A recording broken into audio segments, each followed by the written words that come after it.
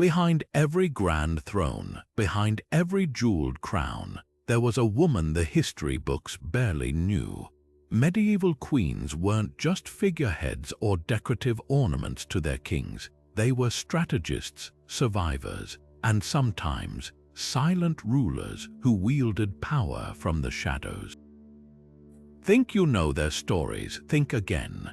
The truth is far more fascinating than the polished tales passed down through centuries. These women navigated a world where one wrong move could mean exile, or worse. They orchestrated alliances, outmaneuvered enemies, and even rewrote the rules of power, all while wearing the mask of dutiful queens. But what if I told you their most daring acts weren't recorded in official chronicles? What if the most explosive secrets of medieval courts were buried not in battlefields, but in the private letters, stolen moments, and whispered confessions of these remarkable women? Take Eleanor of Aquitaine, for example. History remembers her as a queen of two kingdoms, a mother of kings, but few talk about the year she spent as a prisoner in her own husband's castle, plotting her revenge. Or Isabella of France, who famously overthrew her own husband, Edward II, in a coup so shocking it echoed across Europe. And then there's the enigmatic Anne Boleyn, whose rise and fall were so dramatic they sparked a religious revolution. But these are just the names we know. What about the queens whose stories were erased, whose voices were silenced? The medieval world was a chessboard, and these women weren't just pieces, they were players. Tonight, we're pulling back the tapestry of history to reveal the ink-stained letters, the midnight conspiracies, and the forbidden loves that shaped kingdoms. This isn't just about crowns and ceremonies, it's about the whispered secrets that could topple thrones. How did a queen's private despair ripple into political upheaval? Why did some risk everything to defy the men who sought to control them? And what can their hidden lives teach us about power, resilience, and the price of ambition? If you've ever wondered what really happened behind closed palace doors, you're about to step into a world where every smile could be a weapon, every courtesy a carefully crafted lie.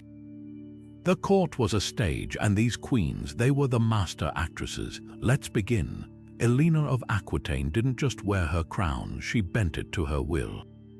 At a time when women were expected to kneel in silence, she proved that the real power in a kingdom wasn't always held by the man on the throne.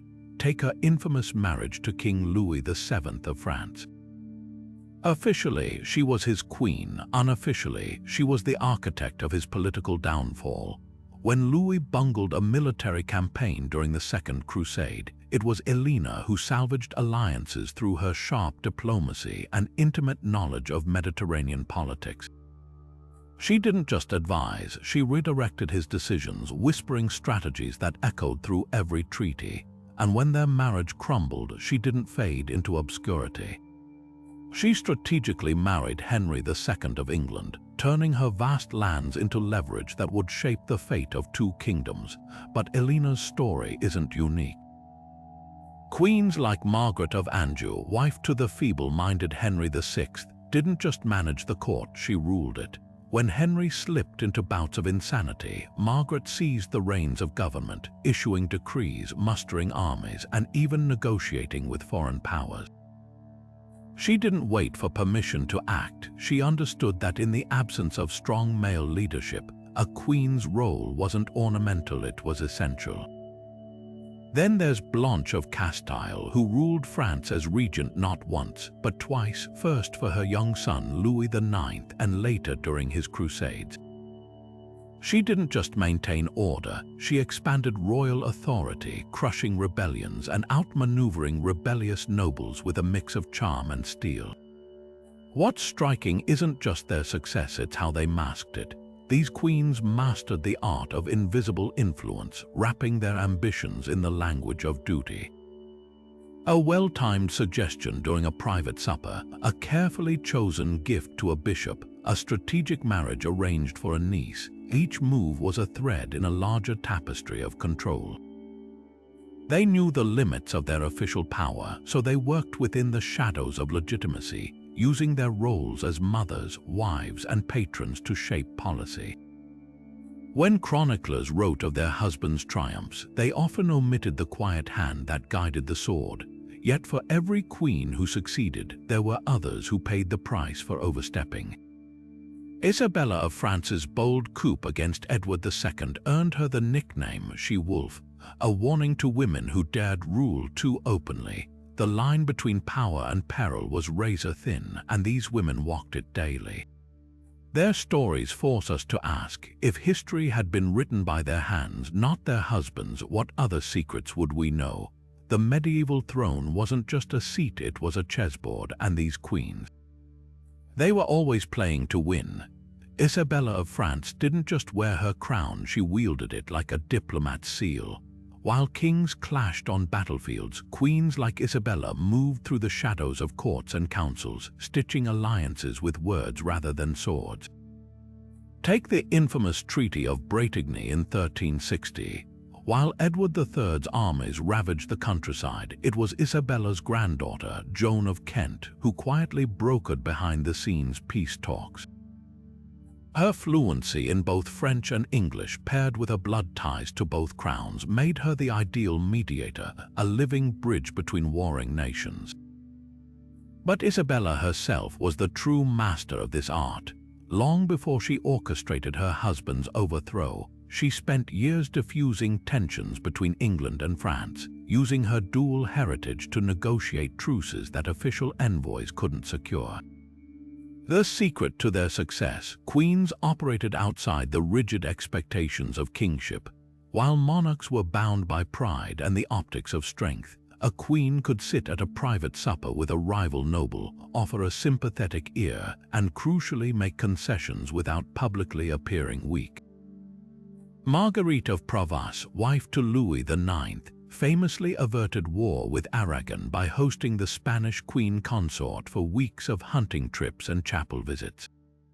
By the time their husbands met at the negotiating table, the groundwork for peace had already been laid over shared wine and whispered confidences. These women understood that diplomacy wasn't just about parchment and seals, it was about relationships, a language they'd been trained to speak since childhood. Even in exile, queens retained this power. After Eleanor of Aquitaine's rebellion against Henry II, she spent 15 years imprisoned. Yet from her gilded cage, she still negotiated marriages for her children that would stretch Angevin influence from Castile to Sicily. A king in chains would have been rendered irrelevant, but Eleanor's value as a dynastic chess piece kept her in the game. That's the paradox of their power. The very thing that made them politically expendable, their gender, also made them indispensable. Kings conquered land, but queens wove the kinship networks that held empires together. The most brilliant maneuvers often went unrecorded. When Philippa of Hainault persuaded Edward III to spare the lives of burghers of Calais in 1347, chroniclers framed it as a moment of feminine mercy. But read between the lines, her intervention transformed a blood-stained conquest into a propaganda victory, securing English rule through calculated leniency. These weren't sentimental gestures, they were strategic masterstrokes disguised as softness. From arranging marriages to arbitrating trade disputes, queens operated in the margins where formal diplomacy faltered. Their greatest weapon wasn't a scepter, but the quiet understanding that sometimes the most binding treaties were sealed not in throne rooms, but in birthing chambers and bridal carriages. But behind the diplomacy and the politics, behind the carefully arranged marriages and the calculated alliances, medieval queens still had hearts that beat with desire, and sometimes those hearts led them into dangerous territory. For a queen, love was never just a private affair, it was a political earthquake waiting to happen. Take Anne Boleyn, whose flirtations with courtiers, real or invented, sealed her fate. The charges of adultery against her weren't just about morality. They were a weapon, a convenient way for Henry VIII to rid himself of a wife who had failed to give him a son. But what made her alleged affairs so explosive wasn't just the betrayal of a king, it was the threat they posed to the legitimacy of the royal line. If even one whisper of doubt could be cast on the paternity of a future monarch, the entire kingdom might unravel. Anne wasn't alone in balancing passion and peril. Marguerite of Burgundy, wife to Louis X of France, was imprisoned for adultery in the infamous Tour de Nesle affair, a scandal so shocking it nearly destroyed the Capetian dynasty. The accusations against her and her sisters-in-law weren't just personal slights, they were a direct challenge to royal authority. If the king's own wife could betray him, how could his subjects trust his divine right to rule? The punishment was swift and brutal. Marguerite was strangled in her cell, her body displayed as a warning. Yet not all forbidden love stories ended in tragedy. Some queens wielded romance as power. Eleanor of Aquitaine's rumored affair with her uncle, Raymond of Antioch, during the Second Crusade wasn't just salacious gossip, it was a blatant challenge to her husband Louis's authority. By openly favoring Raymond's counsel over Louis's, she didn't just humiliate the king, she exposed his weakness to all of Christendom. And then there was Joanna of Naples, who allegedly had her first husband strangled to marry her lover, only to later have him executed when he grew too ambitious. For these women, love was never just about the heart. It was about control: who held it, who lost it, and who was willing to risk everything for it. The most dangerous affairs weren't the ones whispered about in court corridors, but the ones that blurred the line between passion and politics. When Isabella of France took Roger Mortimer as her lover after overthrowing Edward II, she didn't just invite scandal, she handed her enemies the perfect weapon. Their romance, once a source of solace amid the chaos of rebellion, became the justification for her son Edward III to execute Mortimer and seize power for himself. A queen's heart was always a liability because in a world where bloodlines meant everything, even the hint of impropriety could shake a throne. What's fascinating isn't just the risks these women took, it's how their stories were weaponized against them. Chroniclers painted them as temptresses, schemers, or worse, erasing their political acumen to reduce them to cautionary tales. But peel back the moralizing, and you'll find something far more compelling. Women who refused to let their lives be dictated by the expectations of others. They loved recklessly, suffered brutally, and in doing so, left behind a truth more potent than any scandal, that even in a cage of gold, the human heart refuses to be tamed. Blanche of Castile understood something most kings never grasped. Piety wasn't just about salvation, it was about strategy. In an age where the church's favor could make or break a ruler, she didn't just attend mass, she weaponized devotion. While her contemporaries flaunted their wealth in tournaments and banquets, Blanche poured gold into abbeys, commissioned illuminated psalters, and knelt publicly in prayer so often that chroniclers called her a second Esther. But this wasn't mere humility. Every act of charity, every gift to a monastery was a calculated move to bind the clergy to her cause. When rebellious barons challenged her regency for young Louis IX, it wasn't her army that silenced them first. It was the bishops who thundered from their pulpits about divine wrath falling on those who opposed God's chosen regent. Her true genius lay in balancing terror with tenderness. She founded hospitals for the poor, but also ensured the abbots who ran them reported whispers of dissent back to her. She gifted relics to cathedrals, but always with the unspoken understanding that these sacred treasures came with political strings attached. Take her patronage of the Cistercians. By funding their austere monasteries, she earned a reputation for saintly virtue while covertly securing their network of disciplined, loyal monks as informants across France. Even her choice of confessors was strategic. The friars who absolved her sins were also the ones carrying her carefully worded messages to Rome. Blanche wasn't alone in this holy chess game. Margaret Beaufort, mother to Henry VII of England, turned piety into dynastic insurance.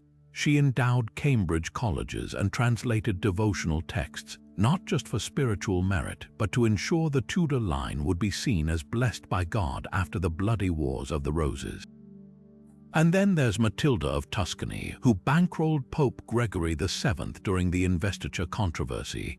trading her military might for his endorsement of her rule as God's handmaiden. These women knew what their male counterparts often forgot, that in a world where kings claimed power by divine right, the Church held the pen that could rewrite legitimacy. But the most subversive trick, they let history confuse their ambition for virtue. While warlike kings were damned as tyrants, queens who built altars instead of armies were celebrated as paragons, even as they pulled the levers of power from convent guesthouses and prayer stalls. Blanche's legacy teaches us that in medieval Europe, holiness wasn't just a path to heaven. It was the ultimate political camouflage. A queen on her knees could rise higher than a king on his throne because no one suspects the woman clutching rosary beads of being the real power behind the crown. Matilda of Tuscany didn't ride to war for glory. She rode because the battlefield was the only place her enemies would finally take her seriously. While most medieval queens exercised power through quiet influence, Matilda wielded a sword with the same precision she used to negotiate treaties. By the age of 26, she was already commanding armies against the Holy Roman Emperor Henry IV, not as a symbolic figurehead, but as a strategist who personally led charges into enemy lines. Picture this, a woman in full armor galloping across the Italian countryside with her banner flying high, her knights following not out of obligation but sheer loyalty. This wasn't just rebellion, it was a masterclass in defying expectations. Her greatest victory came at the siege of Canossa, where she turned her fortress into an unbreakable stronghold against imperial forces. While Henry's troops froze outside the walls during that brutal winter of 1077, Matilda's forces remained supplied and organized, proof that her brilliance wasn't limited to combat. She understood logistics, morale, and the psychological warfare of endurance. And when the emperor finally knelt barefoot in the snow to beg Pope Gregory VII's forgiveness, it was Matilda's relentless pressure that had forced him there. The message was clear: cross this queen, and you wouldn't just face her armies, you'd face humiliation that would echo through history. But Matilda wasn't alone in her martial defiance. Across the English Channel, Ethelfled, Lady of the Mercians, spent the early 10th century building a network of fortresses so formidable that Viking warlords abandoned entire campaigns rather than face her. She didn't just defend her lands, she expanded them, city by city, rallying fractured Anglo-Saxon kingdoms under her banner. And then there's Tamar of Georgia, who crushed invading armies so decisively in the 12th century that her reign became known as the Golden Age of the Caucasus. These women didn't wait for men to protect their thrones, they strapped on their armor and became the shield. What's most striking isn't their skill in battle, it's how they transformed warfare into political theater. Matilda knew that every victory wasn't just about territory, it was about perception. When she donated captured banners to local churches, she wasn't just giving thanks, she was crafting a narrative of divine favor. Ethelfled didn't merely build forts, she inscribed her name on their foundation stones, ensuring that even her bricks declared her authority. They grasped what so many kings missed: war wasn't just fought with steel. It was fought with symbolism, with the stories that would be told in taverns and chronicles long after the blood had dried. Yet their legacy comes with a bitter irony. While histories remember kings like William the Conqueror or Richard the Lionheart for their battles, warrior queens like Matilda were often reduced to footnotes, their military genius framed as an aberration rather than an achievement. But look closer and you'll find their fingerprints on every turning point they touched. When the dust settled, it wasn't just land that changed hands, it was the very idea of what a woman could be.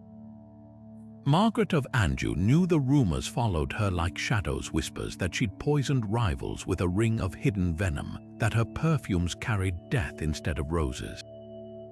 In the cutthroat world of medieval courts, poison wasn't just a weapon, it was the perfect crime for a queen. Unlike a dagger's messy stroke or a public execution, a well-placed toxin left no fingerprints, only a corpse and a chorus of plausible denials. But what makes these accusations so fascinating isn't whether they were true. It's why they stuck. For a queen like Margaret, battling to protect her husband's crumbling sanity and her son's stolen inheritance, poison became the ultimate metaphor for her perceived unnatural power. A king could wage war openly. A queen who fought too visibly risked being branded a monster. Take the infamous case of Eleanor Cobham, Duchess of Gloucester, who in 1441 was convicted of plotting to murder Henry VI with witchcraft and poison. The evidence, a wax figurine and the testimony of a disgraced priest. Never mind that Eleanor's real crime was her husband's ambition. Her alleged potions became proof of feminine treachery. The pattern repeats across Europe. Joanna of Naples accused of poisoning her Hungarian rival. Catherine de' Medici's enemies blaming her for the sudden deaths of political opponents. Whether fact or fabrication, these stories served the same purpose: to paint ambitious women as unnatural, their power as inherently corrupt. Yet behind the hysteria lay a grim truth. Poison was the great equalizer in a world where queens couldn't raise armies. When Isabella of France allegedly dispatched her husband Edward II with a red-hot poker, the brutality shocked Europe, but a discreet poison. That was the quiet alternative, the weapon that didn't require siege engines or bloodied swords. The irony is palpable. Men could slaughter thousands on battlefields and be hailed as heroes, while a woman suspected of removing a single threat was damned as a serpent. What's seldom acknowledged is how often these accusations emerged precisely when a queen's political maneuvering threatened the established order. Margaret of Anjou's alleged poisonings coincided with her daring attempt to wrest control from Richard of York, a move that would have been celebrated as shrewd statecraft had she been king. Instead, chroniclers reached for the oldest trope, the deadly woman, her delicate hands hiding venom. The subtext was always clear: when a queen stepped out of her ornamental role, she must be cheating. Nature itself seemed to rebel against her, or so the stories implied. But perhaps the most revealing detail lies in the antidotes. Queens like Anne of Bohemia kept elaborate spice cabinets not just for lavish banquets, but as insurance against their own plates being tampered with. The same courts that condemned poisoners also thrived on the paranoia it bred, where every goblet raised at a feast was a silent wager on trust. In this light, the poison accusations weren't just slander, they were the ultimate backhanded compliment. To fear a queen's subtlety was to admit her power. After all, no one spins tales of a spider's venom unless they've already been caught in her web. Hildegard of Bingen didn't just read books, she rewrote the boundaries of knowledge itself. While most medieval women were barred from formal education, this visionary abbess composed theological treatises, scientific texts, and even musical compositions that reverberated across Europe. Imagine a 12th century nun dictating groundbreaking works on medicine, cosmology, and divine visions while kings and popes clamored for her counsel. Her Physica wasn't just a herbal encyclopedia. It was a revolutionary fusion of faith and science, detailing the healing properties of plants alongside spiritual insight. And her Civiers, a luminous account of her mystical visions, became so influential that Bernard of Clairvaux himself endorsed it, a rare stamp of approval for a woman's voice in a male-dominated church. But Hildegard's brilliance wasn't an anomaly. Queens like Matilda of England, daughter of Henry I, patronized scholars and commissioned lavish manuscripts, turning their courts into hubs of intellectual ferment. Then there's Anna Komnene, the Byzantine princess whose Alexiad chronicled her father's reign with the precision of a historian and the flair of a poet, a work so meticulously researched it remains a primary source for the First Crusade. These women didn't just consume knowledge, they curated it, challenged it, and in some cases created it from scratch. The real scandal: their legacies were often framed as divine exceptions rather than intellectual triumphs. Hildegard's works were attributed to God's inspiration, as if her genius couldn't stand on its own. Even Christine de Pizan, the 15th century writer who dared to defend women's capabilities in the Book of the City of Ladies, had to cloak her arguments in allegory to avoid outright backlash. Yet their persistence reshaped history. When Eleanor of Aquitaine established her court of love, where troubadours and philosophers debated romance and ethics, she wasn't just hosting salons. She was proving that a queen's influence could extend beyond politics into the very ideas that defined an era. What's most revealing is how these women turned their supposed limitations into leverage. Denied access to universities, they became patrons of those who attended them. Barred from pulpits, they composed theology in convents. Excluded from official histories, they wrote their own. Their stories force us to ask how many other voices were lost because they weren't deemed worthy of parchment. The medieval world may have tried to silence them, but ink, once dried, is far louder than the rustle of a crown's velvet lining. A queen's crown was only as strong as the stories told about it, and the cleverest rulers knew how to spin those tales themselves. Take Elizabeth of York, whose marriage to Henry VII wasn't just a political alliance, it was a masterpiece of rebranding. After decades of civil war, she became the living symbol of reconciliation, her very body transformed into propaganda. Artists depicted her with roses of red and white entwined, a visual mantra hammering home the message: this union ends the bloodshed. Every tapestry, every illuminated manuscript commissioned by her court wasn't mere decoration. It was psychological warfare, softening the jagged edges of Tudor conquest with threads of divine destiny.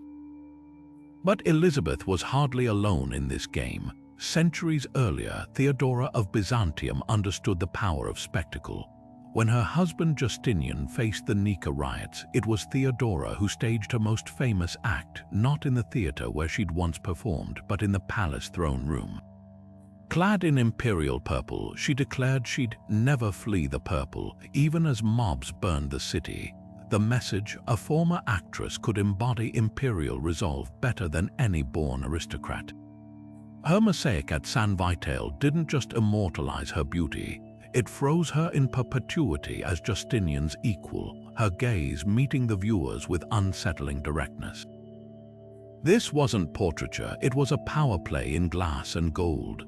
The French Queen Anne of Brittany took a different tack. Surrounded by male heirs who outlived her, she weaponized her femininity. Her court became a stage for elaborate entries where she'd appear as the Virgin Mary or Joan of Arc, blending piety with patriotism. When she married two successive kings, she insisted Brittany remain independent, a demand she reinforced by flooding Europe with coins bearing her ducal crown alone. No shared symbols, no subtle hints of submission. Even in death, her funeral effigy clutched the charter preserving Breton autonomy, a final middle finger to those who'd hoped to absorb her land. What's chilling is how these crafted images outlasted their creators. Look at Catherine of Aragon's stubborn campaign to be portrayed as England's rightful queen long after Henry VIII discarded her. She commissioned portraits showing her younger, vibrant, defying reality to cement her place in public memory. Meanwhile, Marie de Medici hired Rubens to paint an entire cycle glorifying her life, turning political failures into epic allegories where gods knelt before her wisdom. The lesson: when history is written by the victors, the smartest queens made sure they were holding the pen. Yet the most subversive propaganda often came from unexpected quarters.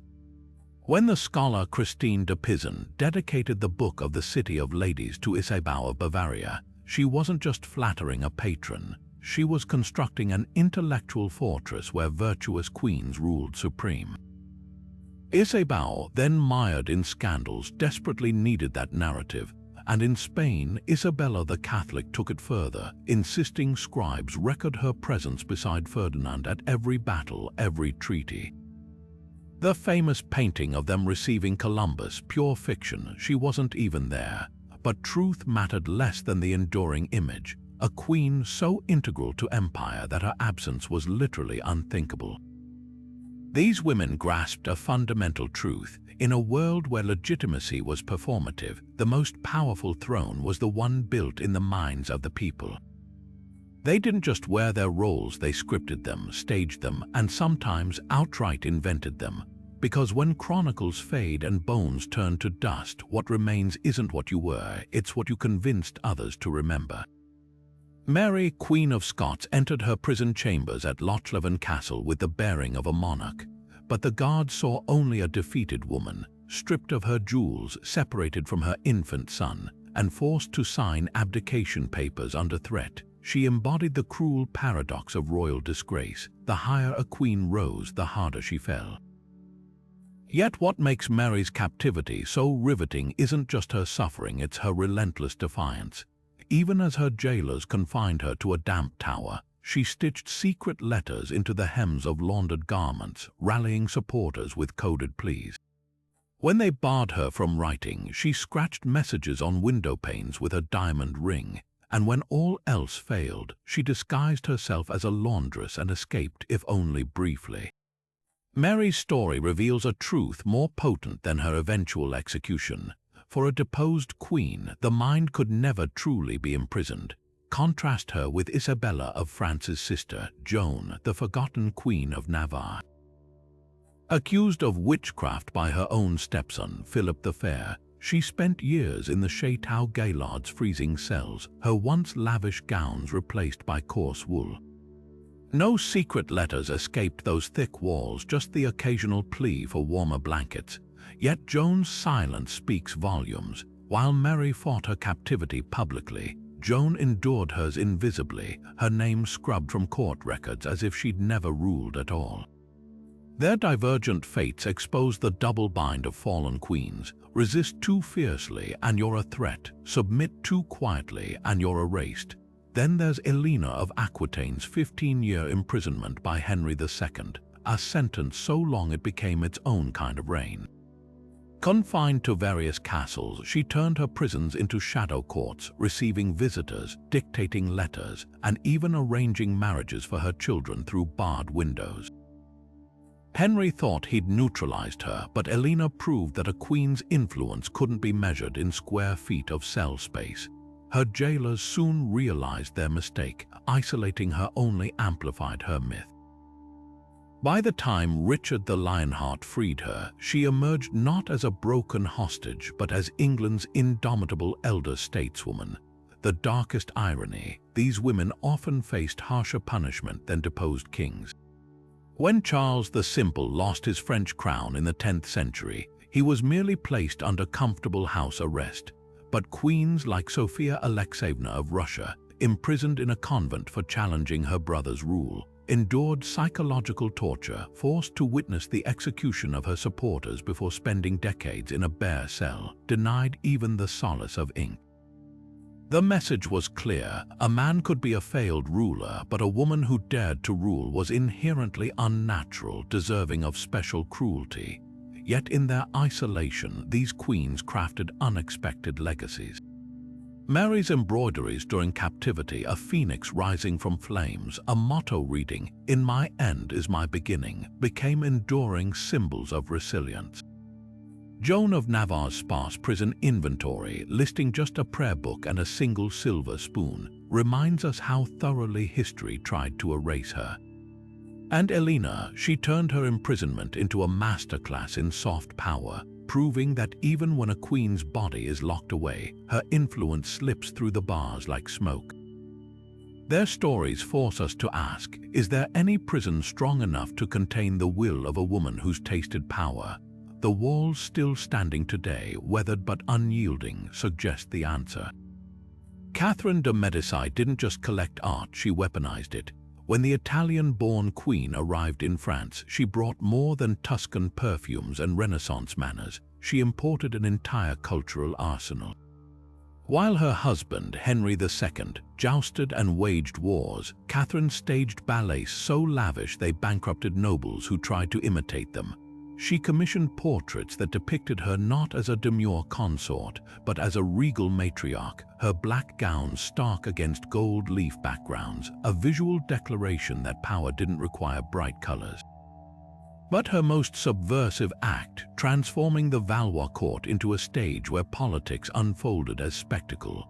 The famous magnificences she hosted at Fontainebleau weren't mere parties, they were propaganda. Mythological tableaux portrayed her as Juno, goddess of sovereignty, while foreign ambassadors gaped at fireworks shaped like heraldic salamanders, symbolizing her unburnable resolve. Every fresco, every masquerade whispered the same message. This queen's influence was too radiant to ignore. Yet Catherine wasn't alone in wielding brushes and chisels as tools of statecraft. Isabella d'Este, the First Lady of the Renaissance, turned her studiolo in Mantua into an intellectual war room. By commissioning paintings from Leonardo and Mantegna, she didn't just display wealth. She forged alliances with geniuses whose work traveled farther than any diplomat. Her portrait by Titian, clutching a sheet of music, wasn't vanity, it was a manifesto. Here was a woman who composed policy as deftly as madrigals. Across the Alps, Anne of Brittany used illuminated manuscripts as diplomatic currency. Her Great Hours, a prayer book glittering with gold and ermine motifs, was less a devotional object than a portable billboard for Breton independence, every miniature a tiny rebellion against French absorption. The brilliance of these queens lay in their dual vision. They recognized that art could serve both beauty and strategy. When Elizabeth I sponsored playwrights like Shakespeare, she wasn't merely indulging in theater, she was scripting national identity. The Globe stages became echo chambers for Tudor propaganda, with Richard III's monstrous portrayal cementing her dynasty's legitimacy. Even more cunning was Christina of Sweden, who turned her abdication into a performance. After surrendering her crown, she filled Rome with Caravaggios and ancient statues, crafting a new persona as the philosopher queen, a living work of art who still pulled Vatican strings. But perhaps the most poignant legacy lies in what they saved, not just what they created. Margaret of Austria's Mechlin court became a sanctuary for artists displaced by war, her patronage preserving Flemish masterpieces that might have been lost to violence. And then there's Jean of Navarre, whose library, packed with banned treatises on alchemy and philosophy, proved that a queen's greatest rebellion could be a bookshelf. Their collections weren't just trophies, they were time capsules, ensuring that even when their political victories frayed, their taste endured, the ultimate irony. While kings measured their reigns in battles won, these queens calibrated theirs in pigments dried and stages lit. Long after their edicts were forgotten, their commissions still hang in museums, their festivals still studied by historians. They understood something their male counterparts often missed: culture outlasts cannon fire. A treaty might secure a decade of peace, but a painting by Titian or a play by Shakespeare, that could shape centuries. So the next time you admire a Renaissance masterpiece, look closer. Behind the brushstrokes, you might just find the steady hand of a queen who knew that true power isn't just held, it's framed. Anne of Bohemia knew the weight of expectation the moment she crossed the English Channel as a teenage bride. Her marriage to Richard II wasn't just a union, it was a dynastic gamble, with the future of the Plantagenet line resting on her ability to deliver a son. Yet year after year, the royal nurseries remained empty. In a court where a queen's worth was measured in cradle songs, Anne's barrenness became a political liability, whispered about in hallways and weaponized by her enemies. But what's often overlooked is how she turned this perceived failure into a quiet revolution. While other queens panicked or submitted to humiliating fertility treatments like Eleanor of Castile, who pilgrimaged to shrines clutching relics of saints, Anne channeled her energy into diplomacy and cultural patronage. She became Richard's most trusted advisor, brokering peace with Scotland and tempering his volatile tendencies. Her childlessness, rather than weakening her position, freed her from the exhausting cycle of pregnancies that claimed queens like Jane Seymour, who died giving Henry VIII his precious heir. The brutal arithmetic of monarchy left no room for sentiment. Queens like Catherine of Aragon endured 6 pregnancies only to bury all but one surviving daughter, while Marguerite of France outlived 8 of her 9 children, a personal tragedy that doubled as a national crisis. The stakes were unforgiving. No heir meant civil war, as England learned painfully after Matilda's disputed succession sparked 19 years of anarchy. Some queens resorted to extreme measures. Juana of Portugal allegedly faked pregnancies to buy time, while Agnes of Maurania was cast aside by Philip Augustus of France for failing to conceive, her marriage annulled as if it had never existed. The cruelty of these expectations cut deepest in places like Byzantium, where Empress Zoe, married 3 times past childbearing age, was still paraded before the court with grotesque hope. Yet the most fascinating stories emerge from how queens subverted this system. When Anne Boleyn miscarried a male fetus in 1536, she didn't just grieve, she accelerated plans to secure her daughter Elizabeth's future, commissioning portraits that emphasized the toddler's Tudor red hair and regal bearing. Margaret Beaufort, who bore Henry VII at just 13, spent the rest of her life ensuring his throne through meticulous networking rather than risking another deadly birth. And then there's Blanche of Navarre, who, widowed while pregnant, ruled as regent by declaring her unborn child the kingdom's sovereign womb, making her body itself a vessel of state. The ultimate irony, some of history's most formidable female rulers, Elizabeth I, Christina of Sweden, chose never to marry at all, rejecting motherhood as the price of absolute authority. They understood what their married counterparts often couldn't admit, that a queen's legacy wasn't written in the cries of newborns, but in the policies she shaped, the alliances she forged, and the throne she protected, with or without an heir. The medieval world demanded sons, but the pages of history remember those who dared to define power on their own terms. Philippa of Hainault stood in the heart of a crumbling kingdom as the Black Death swept through Europe, turning bustling cities into ghost towns and leaving crowns wobbling on unstable heads. While kings like her husband Edward III scrambled to maintain order with brute force, it was Philippa who became the unseen backbone of England's survival. As royal households emptied servants dead, courtiers fleeing, she reorganized the remaining staff with chilling efficiency, transforming Windsor Castle into a fortress of isolation. The Queen didn't just bar the gates, she imposed strict hygiene protocols, insisting on vinegar-soaked cloths for handling correspondence and ordering fires fueled with juniper wood, believed to purify the air. Her household records reveal meticulous rationing. Spoiled grain was discarded despite shortages, and wine allocations doubled, not for indulgence, but because she'd heard whispers from her Flemish physicians that alcohol might ward off infection. But Philippa's real genius lay in balancing terror with compassion. While other rulers saw only statistics, she grasped the political dynamite of mass grief. When the plague reached London in 1348, she convinced Edward to cancel crushing war debts owed by the city's merchants, a move that bought loyalty from a class teetering on revolt. She turned empty convents into makeshift orphanages, staffing them with widows who'd lost their own children, and personally funded the burial of paupers when parish priests refused to touch the bodies. These weren't just acts of charity, they were calculated strokes to prevent the social fabric from unraveling entirely. Meanwhile, across the Channel, Joan of Burgundy faced the same devastation with opposite tactics. As regent for her son Philip, she ordered Parisian streets cleared of corpses by condemned prisoners. Chain gangs of murderers and thieves given a grim choice: handle the dead or join them. Her icy pragmatism saved the capital from secondary epidemics but left her branded as heartless. The contrast with Philippa is stark, one queen leveraging mercy as stability, the other wielding terror as sanitation. Both approaches worked, both left indelible marks on their reputations. The plague also exposed Queen's unique vulnerability. Pregnancy became a death sentence in infirmaries thick with contagion.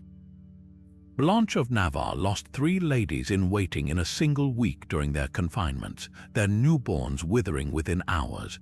This horror birthed a macabre innovation: royal birthing bubbles, sealed chambers where expectant mothers were isolated with midwives who'd already survived the disease.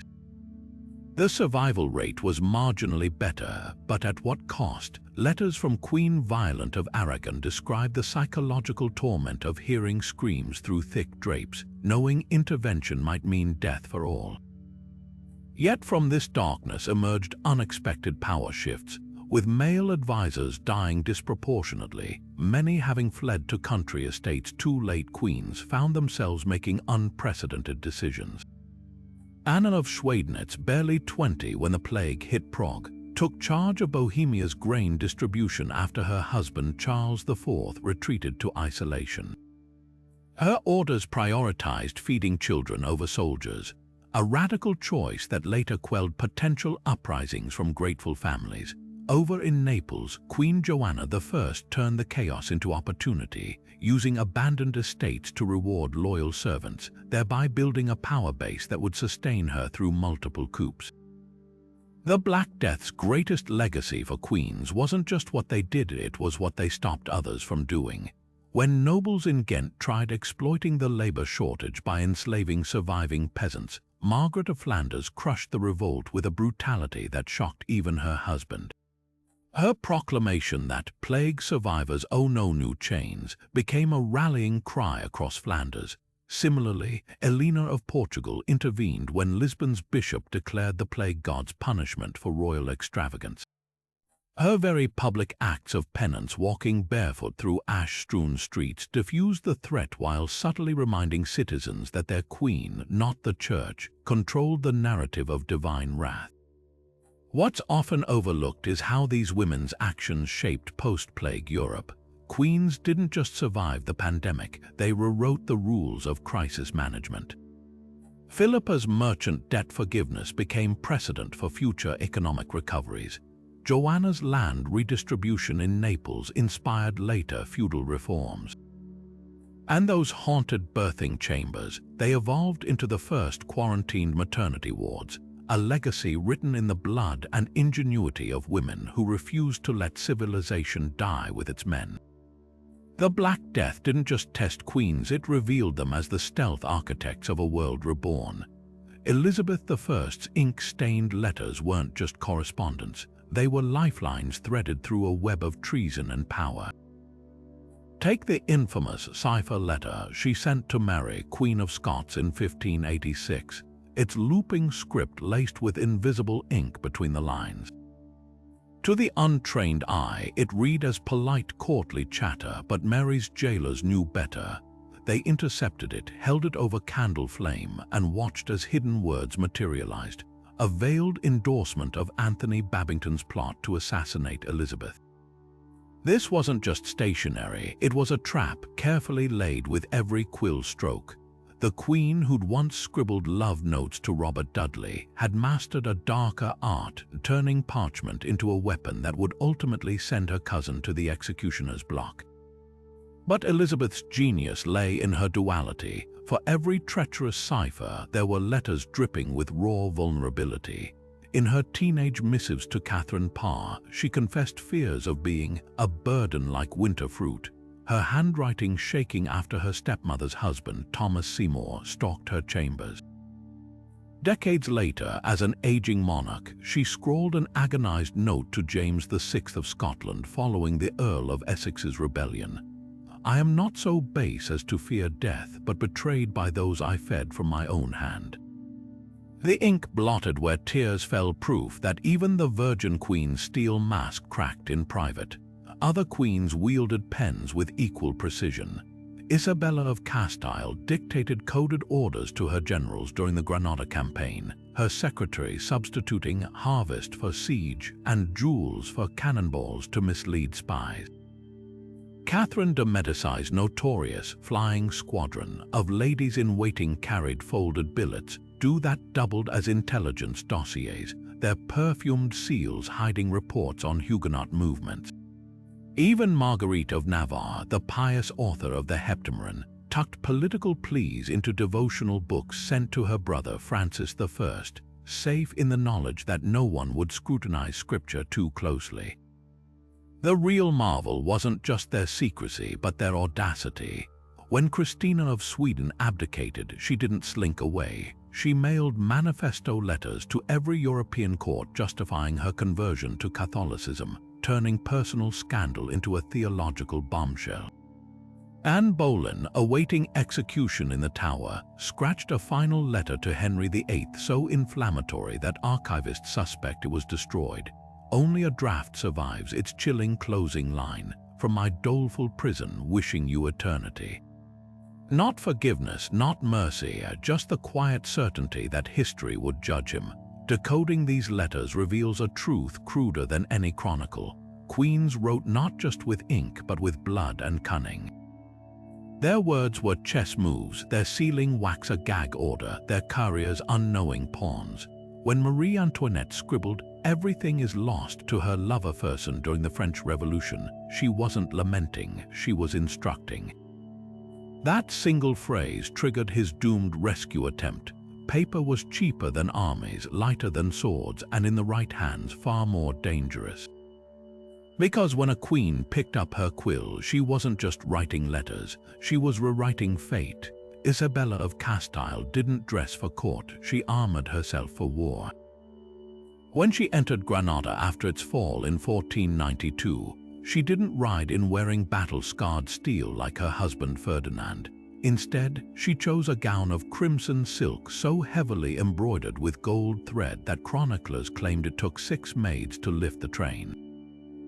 Every stitch was a declaration. This was the fabric of conquest, woven with the same precision as military strategy. Her jewels weren't mere adornments, they were geopolitical statements. The emerald pendant gifted by Columbus, the pearl earrings sourced from newly claimed Canary Islands, even the ruby-studded girdle cinching her waist, each piece whispered of empires stretching beyond horizons. This wasn't vanity, it was visual diplomacy, a language understood by ambassadors who'd never read a treaty. Other queens refined this art to lethal subtlety. Elizabeth I's infamous rainbow portrait wasn't just a celebration of her reign, it was a sartorial manifesto. Her bodice, stitched with eyes and ears, signaled her omniscience. The serpent coiled on her sleeve symbolized wisdom. The rainbow in her hand promised peace, but only after storms. Even her pale complexion, achieved with toxic lead-based cerus, became propaganda. By the 1580s, her stark white face and flame-red wigs were so iconic that Spanish spies described her as ageless, fueling myths of her supernatural endurance. Meanwhile, in France, Catherine de' Medici turned mourning into power. After her husband Henry II's death, she wore only black, but these weren't simple widow's weeds. Her gowns were cut from Venetian velvet so dense they absorbed light, their high-starched collars framing her face like a sovereign seal. Soon, every noblewoman from Paris to Provence copied her, unwittingly turning the French court into a stage for her grief-steeped authority. The boldest fashion statements often came from constrained circumstances. When Mary, Queen of Scots, was imprisoned by Elizabeth, she turned her needle into a weapon. Her famous embroideries of defiance, caps stitched with Latin mottos like "In my end is my beginning," were worn by sympathizers as coded rebellion. Even her execution ensemble, a blood-red petticoat hidden beneath black satin, was calculated theater. As the axe fell, she shed the dark overlay to die in the color of martyrdom. Across Europe, imprisoned queens like Bianca Maria Visconti wove messages into their tapestries, their shuttles flying as steadily as their couriers once had. Jewelry held even deadlier potential. When Anne Boleyn wore a pendant of a falcon striking a rose, the symbol of her rivalry with Catherine of Aragon, she didn't just insult the exiled queen, she dared Henry to challenge her. The pearl choker Margaret of Austria wore after her betrothed, Charles VIII of France, jilted her. Its centerpiece was a carved onyx head of the traitorous king, her fingers toying with it during negotiations with his envoys. And let's not forget the ultimate power accessory, the seal ring. Joanna of Castile bore not her husband Philip's image but her own, a radical declaration that her authority wasn't derivative. Perhaps no one manipulated appearances more brilliantly than Christina of Sweden. When she abdicated in 1654, she didn't slink away in shame. She staged her exit wearing a silver-grey habit so strikingly simple that it upstaged her successor's coronation robes. Later, in Rome, she alternated between masculine doublets and lavish gowns, keeping cardinals guessing whether they were dealing with a penitent or a predator. Her wardrobe became a hall of mirrors, reflecting whatever persona served her in the moment. These queens understood what modern politicians still grapple with: clothing is never neutral. A raised hemline could signal reform, as when Isabella of Bavaria introduced shorter gowns to the French court, scandalizing conservatives but freeing women to move. A forbidden color, like the purple Eleanor of Aquitaine wore reserved for emperors, could spark riots. Even something as mundane as a sleeves width might telegraph alliance, like when Mary Tudor dressed her court in wide Spanish cuts to emphasize her marriage to Philip II. Every fold of fabric, every glint of gemstone was a carefully constructed sentence in the unspoken discourse of power. The lesson: if you want to see a queen's true strategy, don't study her edicts. Watch what she wears when she delivers them. Isabella of France didn't just rebel against her husband, she rewrote the rules of royal power. When she fled Edward II's court in 1325, leaving behind a marriage poisoned by his infatuation with Hugh Despenser, she didn't retreat to a nunnery. Instead, she did the unthinkable: she raised an army. With her lover Roger Mortimer at her side and the treasury of her brother, Charles IV of France, behind her, Isabella became the architect of England's first successful queen-led coup. But her brilliance wasn't just in rallying troops, it was in crafting the perfect narrative. While Edward and Despenser were vilified as corrupt and effeminate, Isabella positioned herself as England's she-wolf, a mother fighting to rescue her son's birthright. By the time she landed on Suffolk shores with 700 mercenaries, the country was primed to welcome her as a liberator, not a traitor. The speed of her victory was stunning. Within months, Despenser was hanged, drawn, and quartered, and Edward forced to abdicate in favor of their 14-year-old son. Yet Isabella's rebellion wasn't an anomaly. It was part of a darker tradition of queens turning their suffering into insurrection.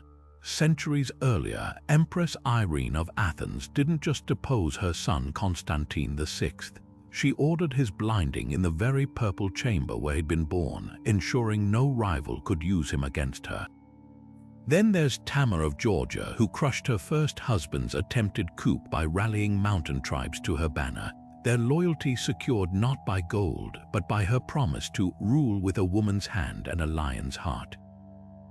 These women understood that rebellion wasn't just about force, it was about spectacle. When Isabella paraded through London with her son, the crowds didn't see a usurper, they saw a grieving mother avenging years of humiliation. The risks, of course, were catastrophic. For every successful revolt, there were queens like Mary of Antioch, who tried to overthrow her nephew in 1254 only to be sealed alive in a monastery's dungeon. Or Eleanor of Aquitaine, whose son's rebellion against Henry II left her imprisoned for 15 years. But the boldest rebellions often came from unexpected places. Take the lesser-known Jadwiga of Poland, who in 1384, at just 10 years old, refused to marry her betrothed Wilhelm of Austria, barricading herself in Wall Castle until her nobles relented. Her defiance wasn't just teenage stubbornness, it was a calculated rejection of foreign influence, ensuring Poland's independence. What united these women wasn't just their courage, but their cunning. Isabella didn't just defeat Edward, she erased him. Chronicles from her reign emphasize his incompetence, his unnatural friendships, even rumors of his survival as a wandering hermit, stories that transformed a deposed king into a cautionary tale. Similarly, Irene minted coins bearing only her image, while Tamar revised Georgia's legal code to enshrine female succession. Their rebellions didn't just topple thrones, they rewrote history itself, proving that the most dangerous weapon a queen could wield wasn't a sword, but the narrative that justified her right to swing it. Yet the bitterest irony lingers in how they were remembered. Isabella's triumph earned her the label she-wolf, a warning to women who dared rule too visibly.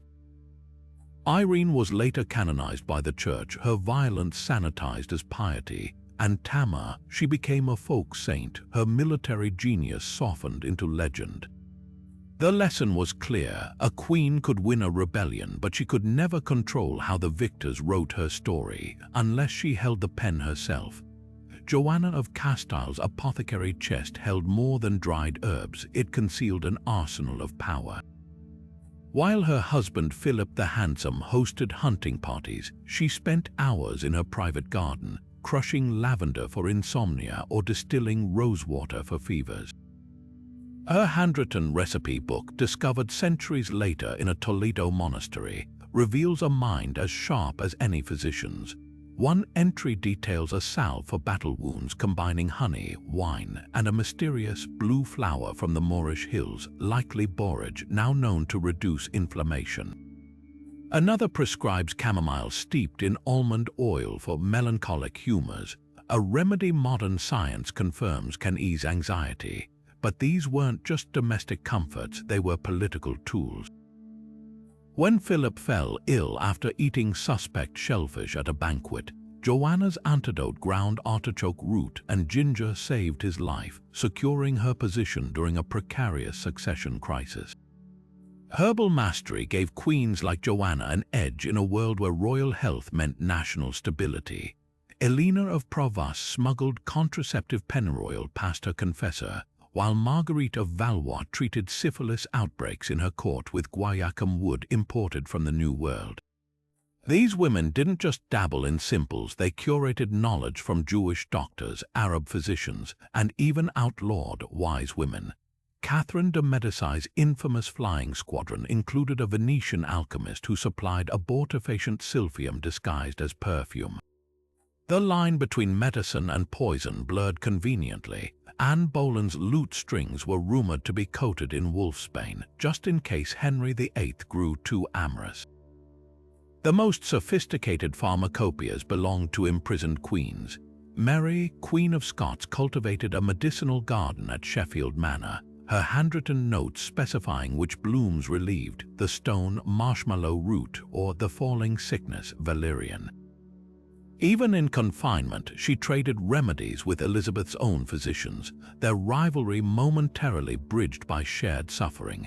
Across Europe, exiled rulers like Bianca Maria Sforza turned dungeons into distilleries, bartering tinctures for better treatment.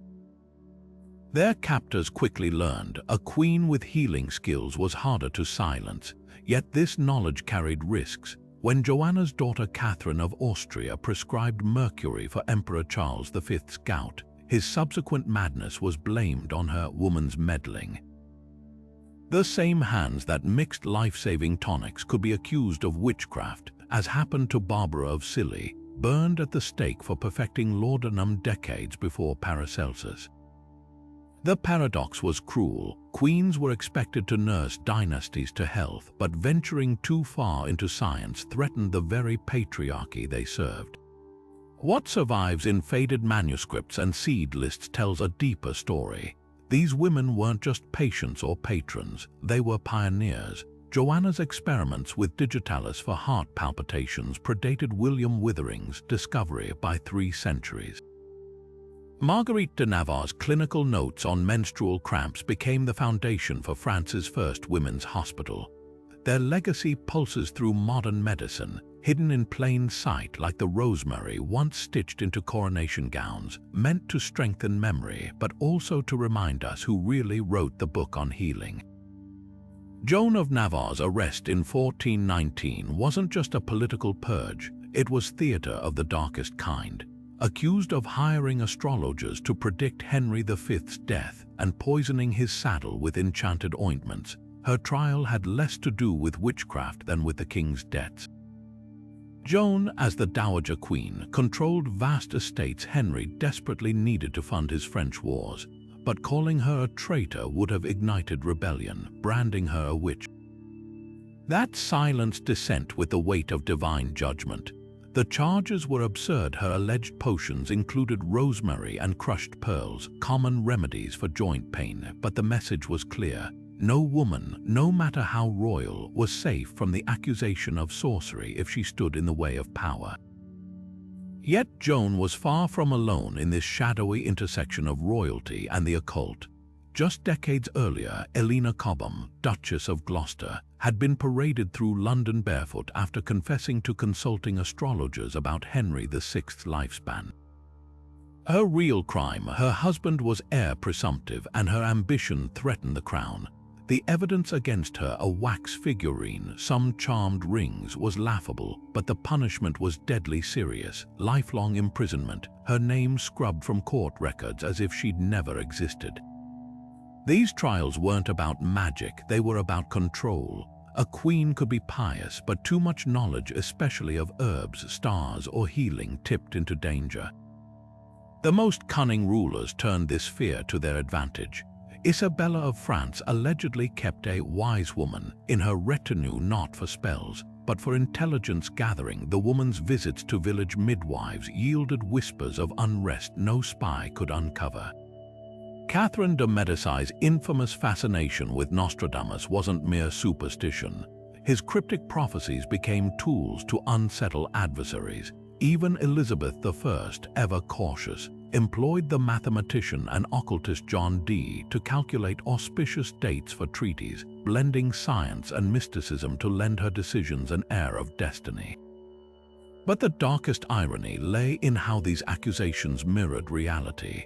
While queens like Joan were falsely charged, others did dabble in the forbidden.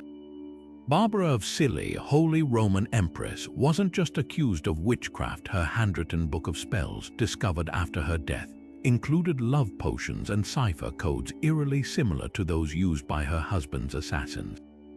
And then there was Gilles de Rais's mysterious benefactor, rumored to be Yolande of Aragon, who funded his alchemical experiments before his descent into infamy. The line between patron and accomplice blurred in candlelit chambers where power hungered for every advantage. What's chilling isn't the possibility that some queens practiced the occult, it's how the accusation became the perfect weapon against inconvenient women. When Matilda of Tuscany dared to defy the Pope, her enemies whispered she'd learned dark arts from her mother, a charge that clung even as she bankrolled churches. Anne Boleyn's sixth finger, likely a myth, became proof of her demonic pact.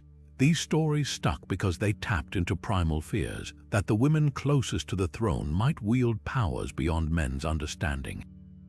In the end, Joan of Navarre was released, pardoned not because the king believed her innocent, but because her stepson's conscience wavered under the weight of her crumbling health. She died in obscurity, her lands forfeit, her reputation forever tinged with sulfur. The true magic trick, convincing history that these women were the monsters, while the men who framed them wore halos. Catherine of Aragon stepped onto English soil as a bride for the second time at just 16. Her future already written in the ink of treaties rather than love letters. First married to Prince Arthur Tudor to cement the Anglo-Spanish alliance against France, she became a widow within months, only to be swiftly repurposed as Henry VIII's queen when his elder brother's death reshuffled the dynastic deck. Her value wasn't in her person but in her bloodline, the daughter of Isabella and Ferdinand, Europe's most formidable Catholic monarchs. She was a living bridge between England and the sprawling Habsburg Empire. This wasn't romance, it was realpolitik wearing a bridal veil, but Catherine was far from a passive pawn. When Henry's father delayed their marriage to squeeze more concessions from Spain, she turned her limbo into leverage, mastering English court politics from the sidelines. By the time she finally wed Henry in 1509, she'd already learned to weaponize piety, using her reputation for devoutness to cultivate allies among bishops and nobles. Even her much-publicized grief for Arthur, whether genuine or performative, became political capital, proving her unwavering commitment to the Tudor line. The same woman who'd been shipped across Europe like a gilded chess piece now moved kings and cardinals across the board herself. Other queens faced far crueler bargains. Margaret of Austria, married at 3 to the future Charles VIII of France, was returned to her father like defective goods when he found a richer bride. The humiliation stung, but Margaret transformed it into power, later ruling the Netherlands as a brilliant regent. Then there's Bianca Maria Sforza, wed to Maximilian I for her massive Milanese dowry, only for the emperor to mock her as beautiful but simple while spending her gold on wars. These women weren't just traded, they were expected to smile through the bartering, their worth measured in acres and coins rather than intellect or will. The most tragic unions were those that collapsed under geopolitical weight. Maria of Castile, married to Alfonso V of Aragon to unite Spanish kingdoms, spent decades governing Catalonia alone while her husband pursued Italian conquest. Her letters reveal not heartbreak but steely pragmatism.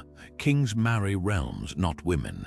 Even more brutal was the fate of Anne of Bohemia, wed to Richard II to secure German alliances, only to be abandoned when her father's political currency plummeted. Her childless death at 28 left no trace in the succession, just a ledger entry of expenses for her funeral, yet some queens turned marital prisons into power bases.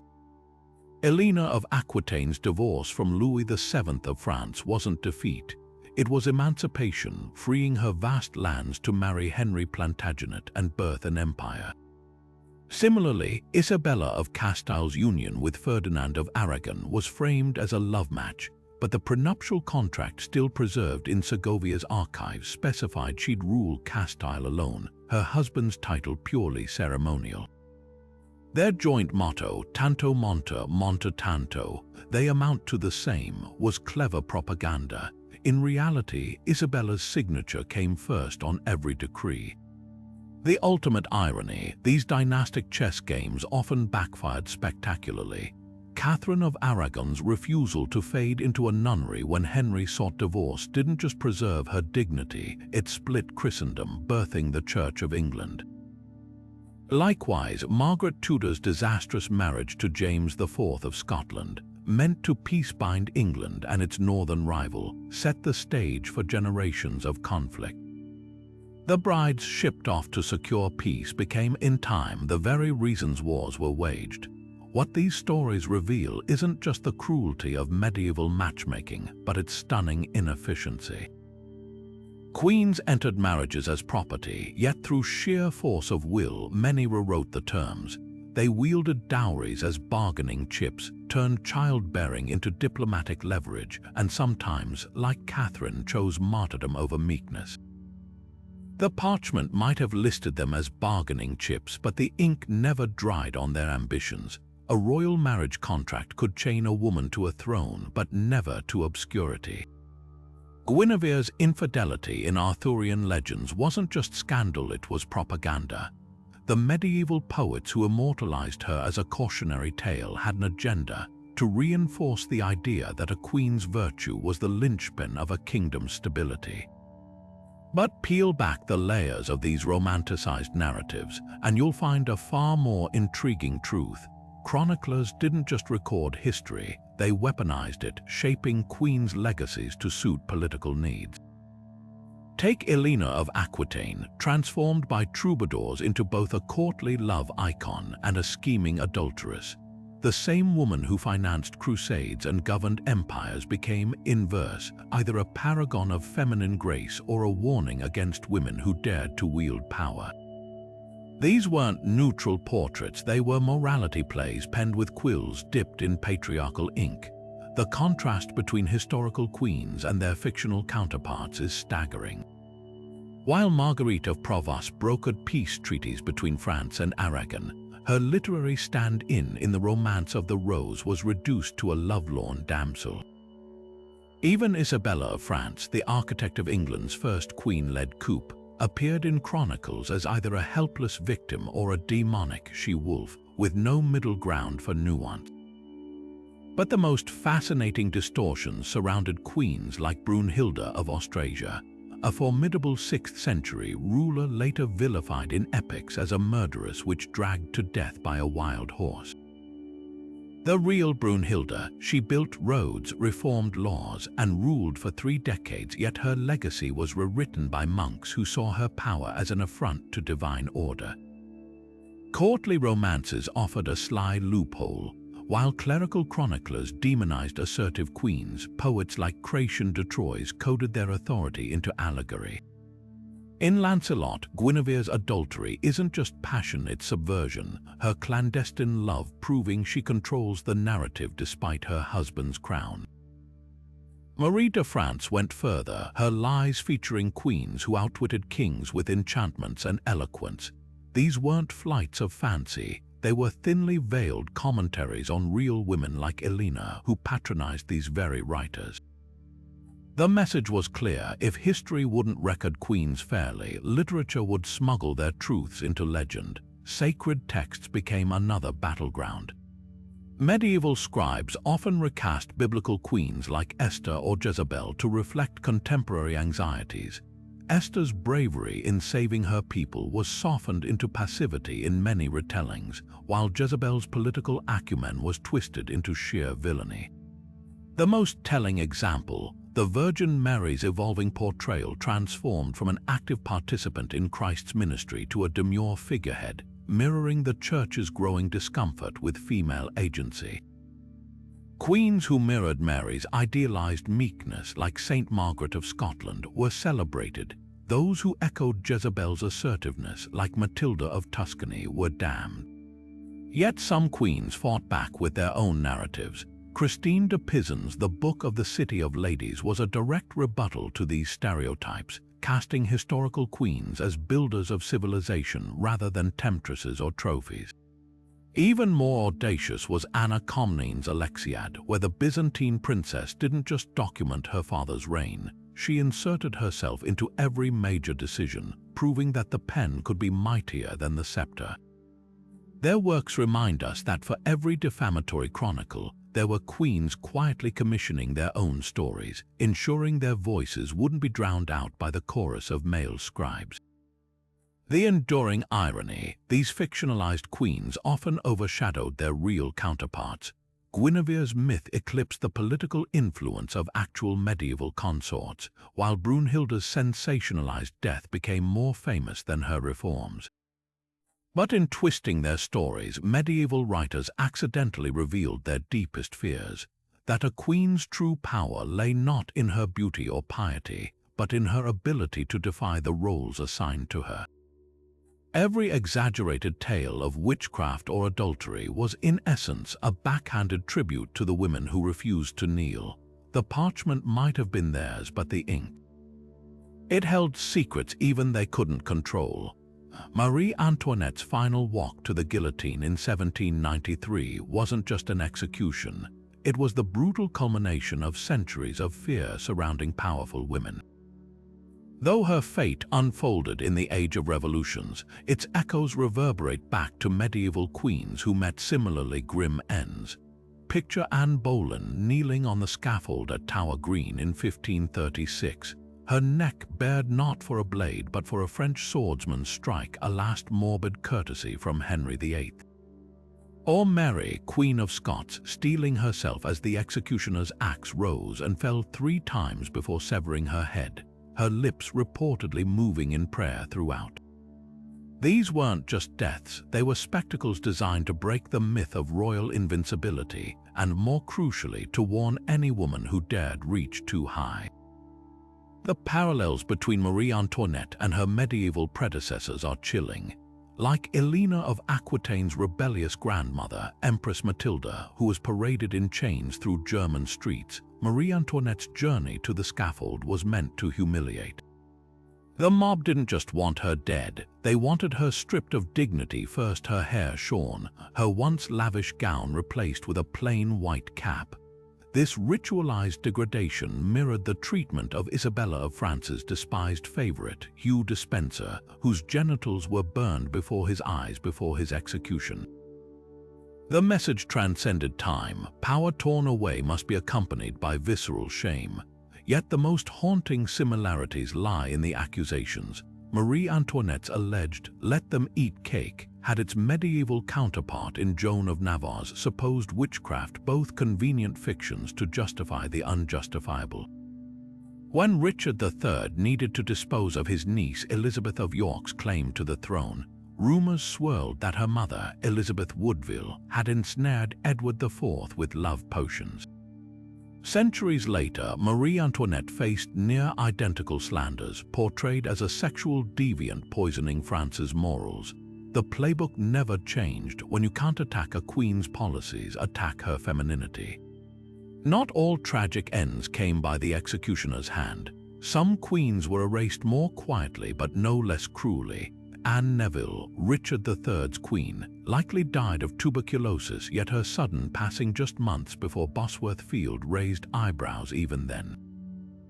Was it illness, or was she another casualty in the wars of the Roses' bloody chess game? Similarly, Edward II's wife Isabella, despite her triumphant coup, spent her final years under house arrest, her name scrubbed from official documents. These weren't clean deaths but slow suffocations of legacy, where the real violence was in the silencing. Perhaps the most heartbreaking cases were those who outlived their own relevance. Catherine of Valois, Henry V's widow, was shoved into the shadows after his death, her subsequent love match with Owen Tudor treated as a scandal rather than the genesis of a new dynasty. Or Margaret of Anjou, who survived her husband and son only to rot in French exile, her ransom deemed not worth the cost by the Yorkist regime. These women didn't merit the drama of scaffolds. They were simply forgotten, their once vital roles reduced to footnotes in someone else's triumph. The bitterest pill: how often these queens saw their fates coming. Marie Antoinette's prison letters betray a grim awareness of the template. "I know they mean to make me a second Mary Stuart," she wrote. Mary herself had spent 19 years under Elizabeth's watch, composing poems about the transitory nature of crowns. Even in their final moments, they understood they were becoming cautionary tales, not for future queens, but for the men who feared them. When the blade fell or the poison took hold, it wasn't just a life ending. It was society's oldest lesson being reinforced yet again. Step too far outside the role assigned, and the system will chew you up with theatrical brutality. Yet in their tragic ends lay an unexpected power.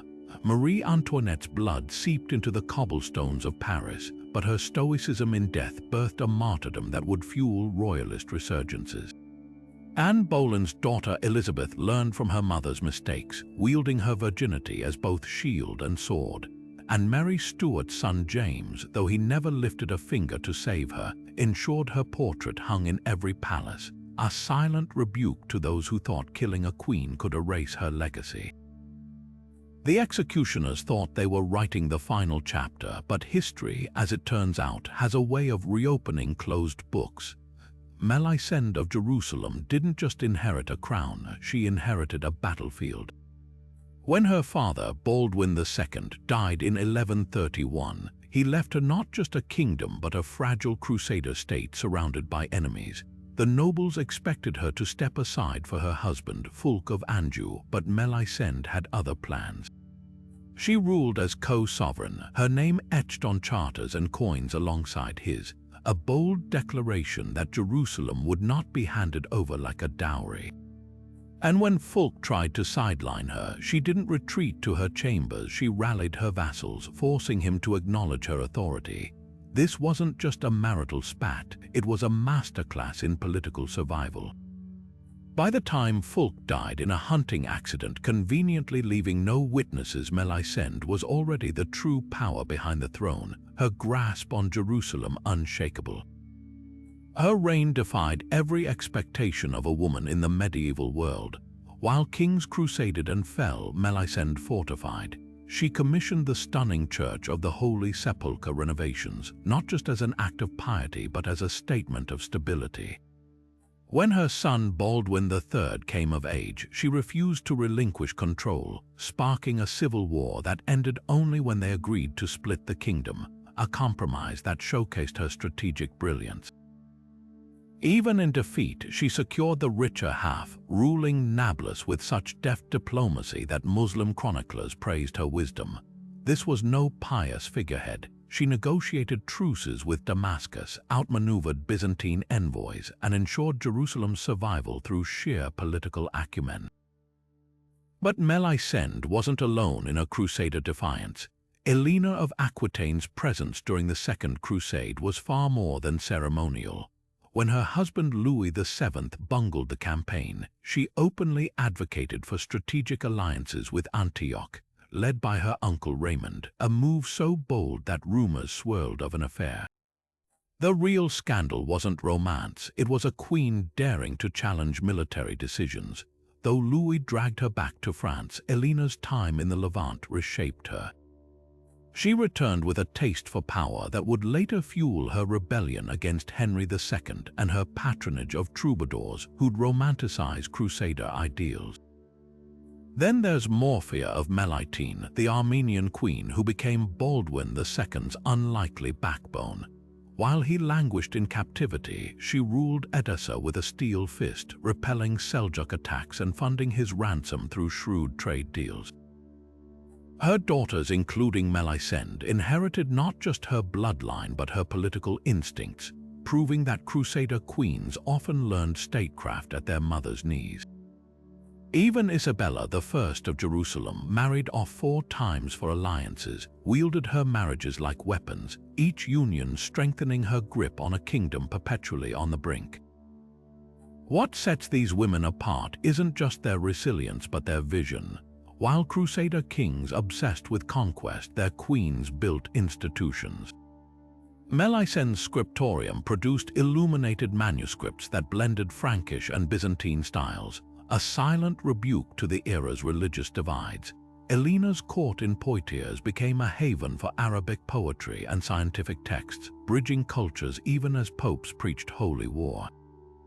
They understood what so many knights did not. Lasting power wasn't won with swords alone. The bitterest irony, chroniclers who praised their male counterparts' bravery often reduced these queens to footnotes. Melisende's reign overshadowed by her son's campaigns, Eleanor's crusade dismissed as marital drama. But the stones of Jerusalem still whisper their legacy.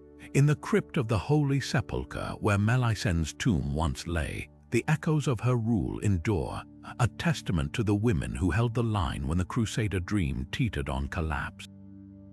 They weren't just queens of the Crusades, they were the architects of its fragile, fleeting splendor. Berengaria of Navarre's coronation in Cyprus was a coronation without a crown because her husband, Richard the Lionheart, had already spent the treasury on his crusade.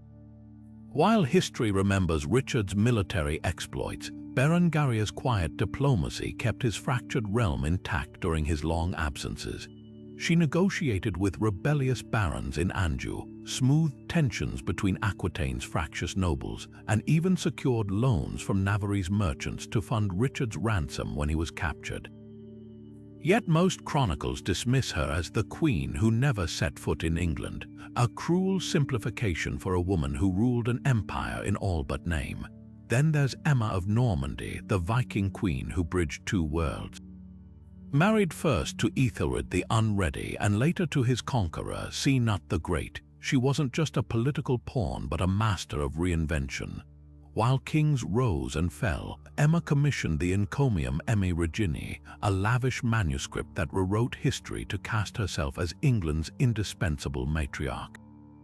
Her fingerprints are all over Cnut's reign, stabilizing English-Danish relations, patronizing monasteries as power bases, and ensuring her sons by both husbands inherited thrones. Yet later historians reduced her to a footnote, framing her marriages as passive survival rather than strategic brilliance. Sibylla of Jerusalem's tragedy reveals how queenship could be both a crown and a cage. Forced to marry Guy de Lusignan against her better judgment, she watched helplessly as his incompetence led to the disastrous Battle of Hattin in 1187. Even as Saladin's forces closed in, Sibylla demonstrated spine-shivering resolve, personally tending plague victims in the besieged city and negotiating surrender terms that spared civilian lives. Yet medieval chroniclers blamed her for Jerusalem's fall, as if a queen consort could undo decades of military mismanagement with a wave of her hand. The most insidious erasure happened to Margaret of Leon. The first woman to rule a Christian kingdom in her own right, she inherited Leon in 1109 and spent her reign fending off jealous nobles, ex-husbands, and even her own son. Her solution, a ruthless pragmatism. She revoked corrupt bishops' privileges, reformed coinage to curb inflation, and played Muslim and Christian factions against each other with Machiavellian finesse. But later chroniclers, uncomfortable with a woman wielding such power, recast her as either a hysteric or a nymphomaniac, anything to explain away her competence as an aberration. Why does this pattern persist? Because history, until recently, was written by men with quills and agendas. A queen like Jadwiga of Poland, who rebuilt Krakow's university, codified peasant rights, and united fractious duchies, gets remembered as the saintly virgin rather than the administrative genius she was. Even Isabella of Portugal, whose regency over Castile prevented civil war, is overshadowed by her husband's military campaigns.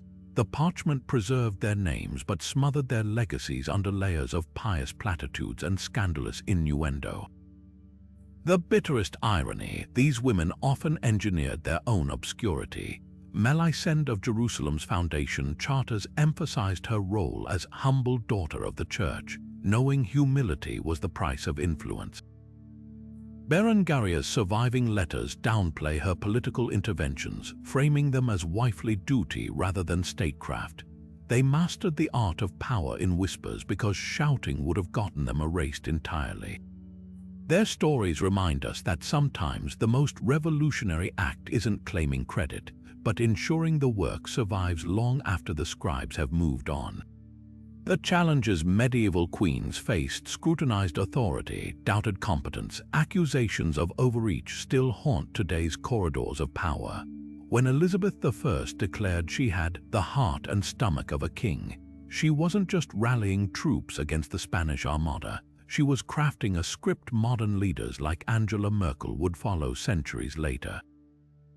Both women mastered the art of neutralizing gender stereotypes, Elizabeth through calculated androgyny in portraits, Merkel through her unwavering, mutty persona that balanced maternal warmth with steel-clad resolve during the Eurozone crisis.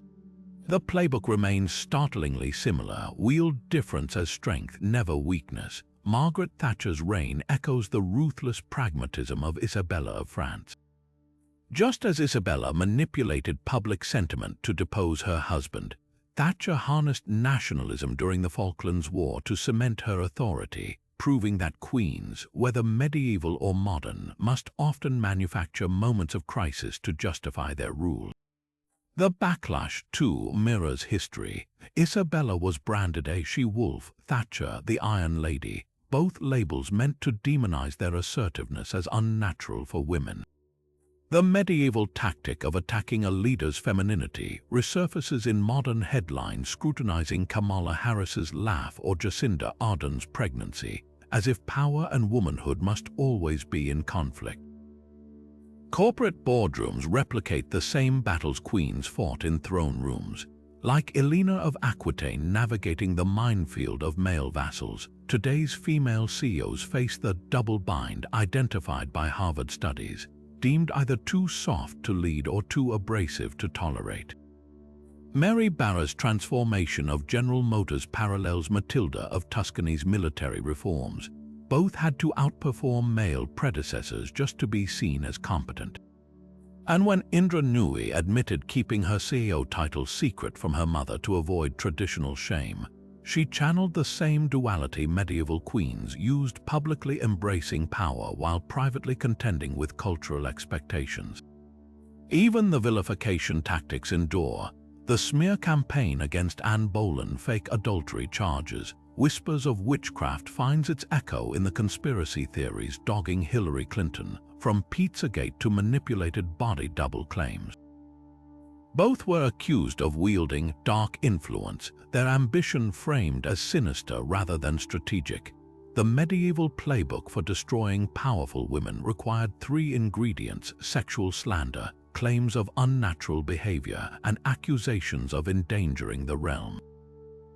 Modern media simply swapped witchcraft for emails, yet today's leaders also inherit medieval queens' most potent weapons: patronage networks and cultural influence.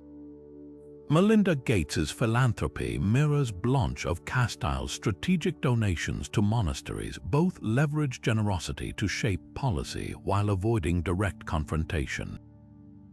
Beyoncé's Lemonade borrows from Elizabeth I's propaganda playbook, using art to reframe personal struggles as narratives of resilience. And just as Joan of Arc's canonization centuries after death served French nationalism, Malala Yousafzai's Nobel Prize became a geopolitical symbol, her story polished into a weapon against extremism. The most profound parallel lies in the burden of representation. Medieval queens weren't just individuals, they were symbols of their realms. A misstep by Catherine of Aragon could spark international incidents, just as a side comment from Michelle Obama about never being proud of America became a campaign controversy.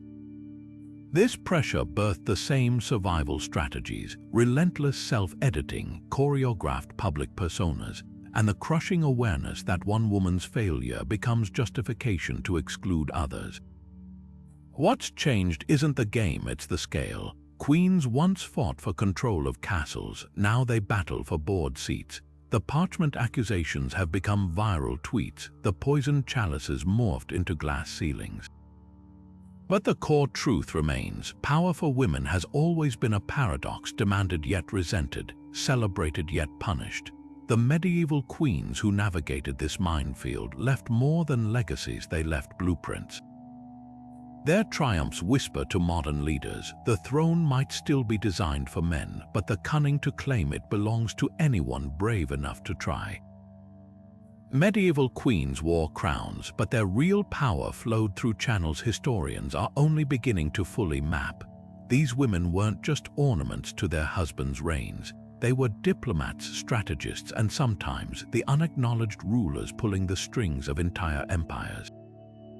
Consider the sheer range of their influence. While Matilda of Tuscany led armies against the Holy Roman Emperor, Eleanor of Aquitaine was pioneering international trade agreements that would reshape Europe's economy. In the shadows of castles and chapels, they built networks of influence that often surpassed the formal authority granted to them.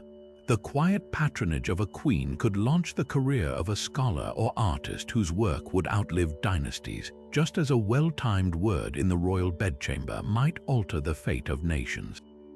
What makes their stories so compelling isn't just their individual brilliance, but how they navigated systems designed to limit them. A king's power came from divine right and battlefield victories, but a queen's authority had to be cultivated through subtler means: strategic marriages, religious patronage, and the careful curation of her public image.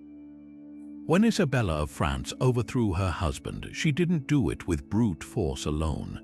She crafted a narrative that painted her as England's savior rather than a traitor. These women mastered the art of turning societal expectations to their advantage, whether through Blanche of Castile's pious donations that bought political capital or Catherine de Médicis' lavish festivals that distracted from her backroom dealings. Yet for every celebrated ruler like Elizabeth I, there are dozens whose contributions have been minimized or erased. How many treaties were brokered by queens whose names never made it into the chronicles? How many battles were won because of intelligence gathered through their networks of ladies-in-waiting? Even the most maligned figures, like the so-called she-wolves of history, often acted with pragmatism that male rulers would have been praised for. The same decisiveness that earned Richard the Lionheart admiration became ruthlessness when displayed by his mother, Eleanor. This isn't just about reclaiming forgotten histories, it's about recognizing how these women shaped the world we inhabit today. The legal precedent set by Arrocha of Leon, the cultural exchanges fostered by Melisende of Jerusalem, even the financial systems refined by Margaret of Austria, their innovations echo through the centuries. Modern diplomacy, international trade routes, and even concepts of human rights all bear the fingerprints of queens who operated within, and sometimes beyond, the constraints of their era.